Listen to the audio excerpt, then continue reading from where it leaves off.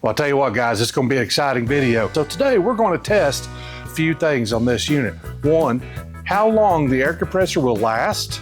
Second, I want to check on how the light will work for if you're in an emergency situation on the side of the road. Let's see how long the light will last, plus using the air compressor.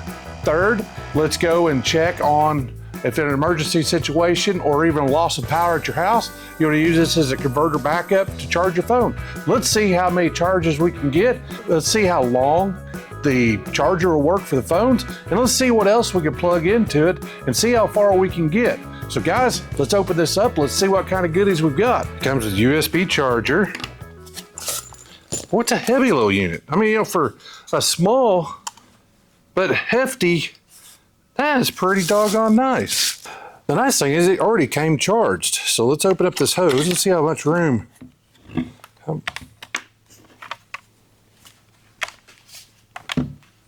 Wow, that's a pretty adequate amount of hose. Right. Okay, from that's pretty impressive. This is a 34-inch air hose for that. So now the air chuck just twists in. Well, that's pretty nice. They've really thought a lot of this through. And then all your stuff actually stores. Let me get this out of your way. Get this where it needs to be. This actually stores all your extra air chucks and all that in the back. That's pretty slick. Then your USB stuff here. Now, one thing I want to say is the battery seems to have stayed charged very well. I have had this in the box for about 3 weeks, and I have not plugged it in. I didn't do anything with it.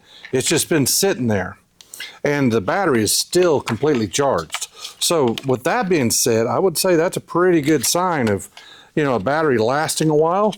So that would be a plus, I would say, for sure, about carrying around in your car. This truck right here is a 3/4 ton with big tires. I mean, so it's got pretty good sized tires, and I'm just going to plug this in. Let's see what it does. What I'm going to do, I'm going to actually take a nail punch and just go in here and punch this out. Okay, you can see that I've actually got all this air down. It's flattened. Let's go to mode. Let's turn it to tire, to car. Okay, there's car. And let's set it to 30, 40 pounds.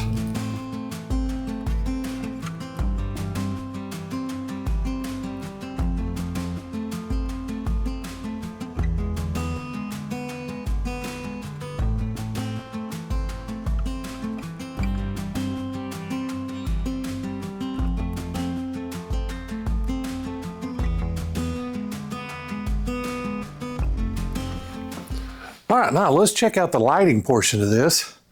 We've got the light going. Let's see how well it works out here. This is pretty slick, huh?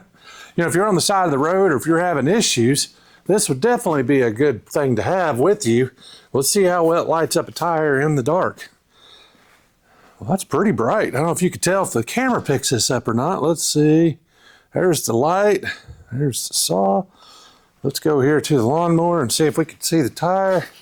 Yes, that is putting off plenty of light for this to work fine. And it also has a couple of different options. So if you're on the side of the road, you can, this to bright right there. That's lighting up this nice.